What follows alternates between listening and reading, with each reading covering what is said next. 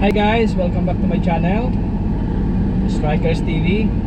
Today, I'll take you along for a quick trip to Hamad Hospital, Al Sadd, to pick up my son's milk supply for this month, and I will share some tips for the parents out there here in Qatar. So tara, samahan niyo ako for this quick trip.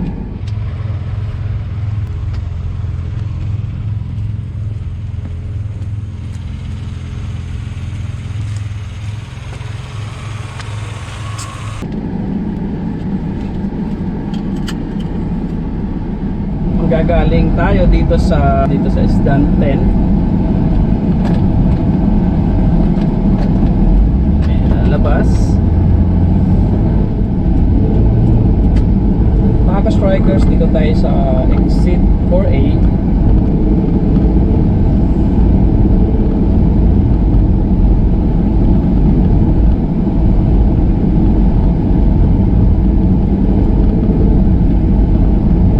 Pasok tayo sa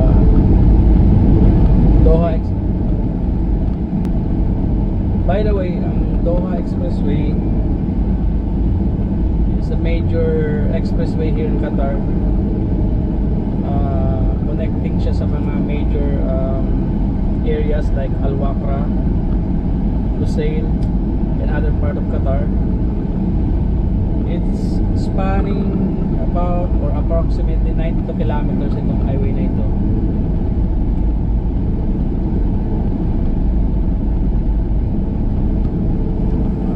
Papasok na tayo, mag-join na tayo dun sa highway.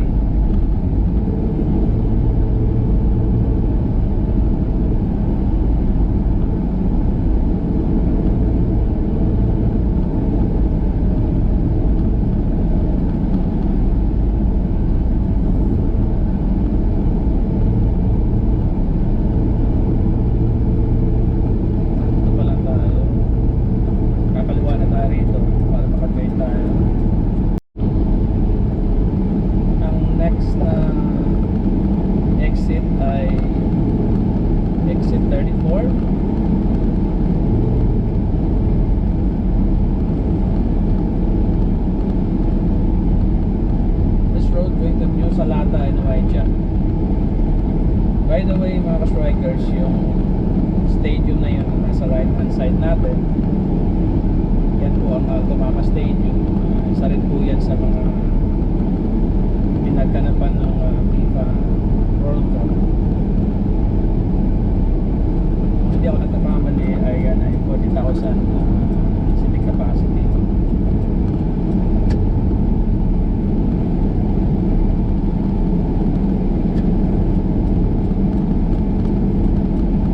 Correct me if I'm wrong, mga strikers, kung sino man po ang nakakaalam ng tamang capacity niyan, ay mag-comment lang po sa baba.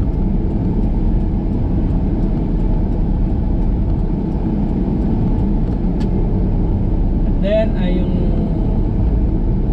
next na yung bridge na to, ito yung kasunod. Ito naman po yung highway going to industrial area.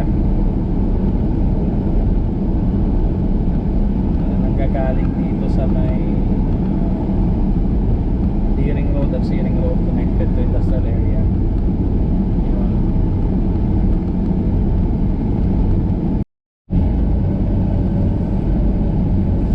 Mga strikers, exit na po rito.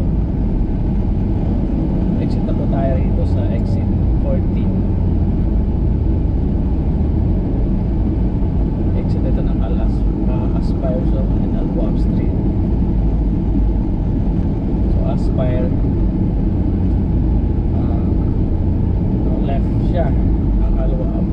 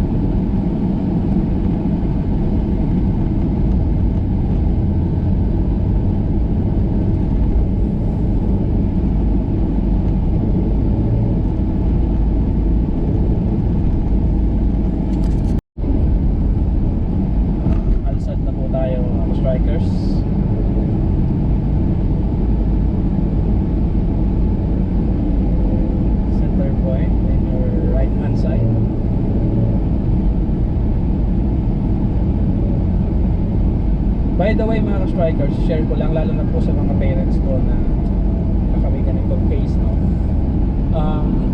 Bakit kami nag-come up o nakarating sa ganitong pagkuha ng gatas? Actually, sa Pilipinas pa lang po ay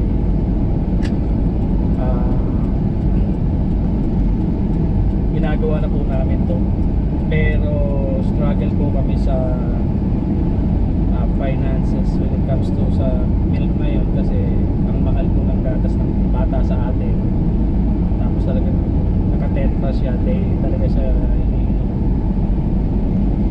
Ang bakit kami kasi pina-check up namin siya doon sa Pilipinas, bakit ang niya hindi siya tumataba.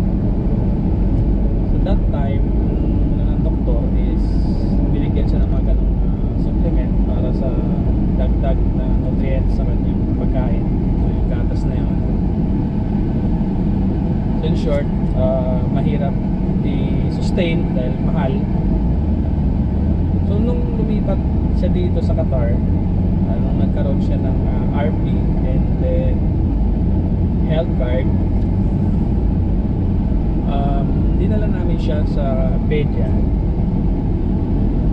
and then the Pedia, ganun din ang napansin niya dito na yung kanyang weight ay hindi siya tama dun sa age niya. So na-refer kami sa dietitian at binigyan nga siya ng ganitong privilege na may supply siya ng gatas dito. Una, nung hindi pa namin to na-enroll sa rito, bumibili kami sa ng commercial or ng yung nasa supermarket. Ang mahal din talaga dating sa mga gatas ng bata. So luckily na karoon na siya ng appointment dito, ay malaki ang savings namin kasi talagang may bayad naman siya, pero parang yung parang binigay na lang na bayad, no? Talagang may subsidize o na-subsidize talaga siya ng government para sa tao. So yun, nandito na tayo sa stoplight na to. Mag-u-turn lang tayo rito. Yan, naka-turn na tayo mga strikers. So pasok na po tayo rito sa compound ng Hamad Hospital Al-Sadd. Kalaking hospital actually.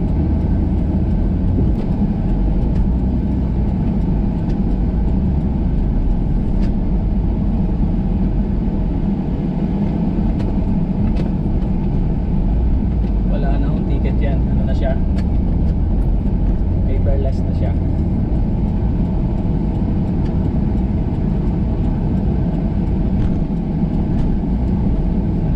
So far, maluwag pa ang parking. Marami pang bakante.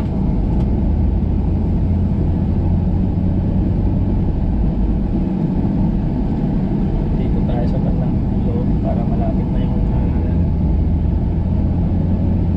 lalakarin natin. Mas maikli na lang. Right.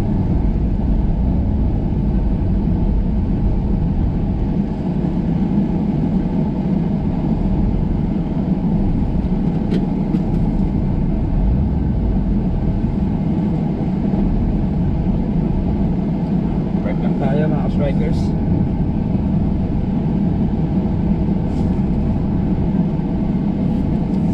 Okay, done. Thank you Lord for the safe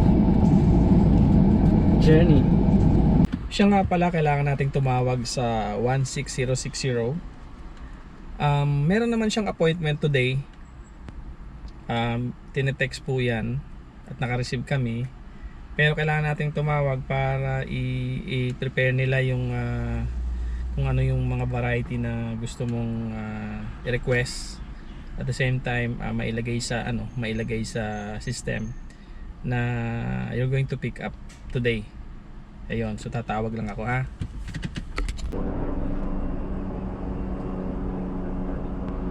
Third, to an automated survey to measure customer satisfaction at the end of the call.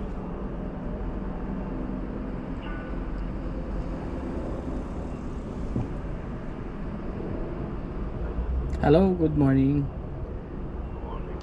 Hi brother, I would like to pick up my son milk supply for today. 08. Ayun mga ka-strikers, nakatawag na ako at na-book ko na. So ang flavor na nakuha namin ay actually ang available is strawberry and vanilla. So strawberry ang napili namin kasi yung request. Yun. So kukunin ko na doon sa collection area.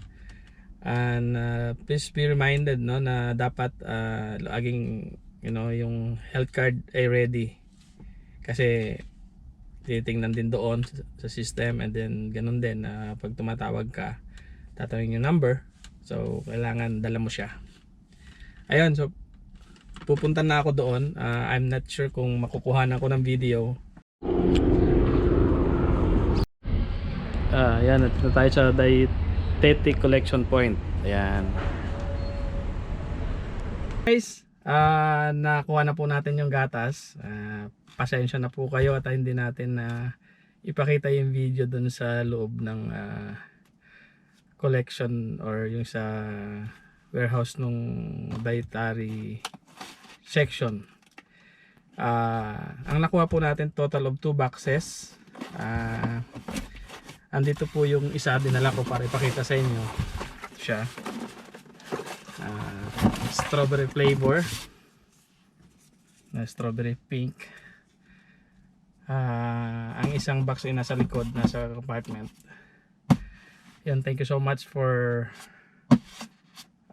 this opportunity and na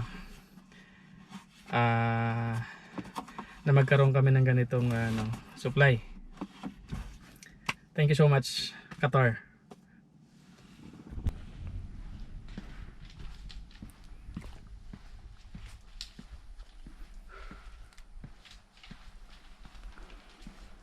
Dito ko naman binibili yung mga items ko. Brother!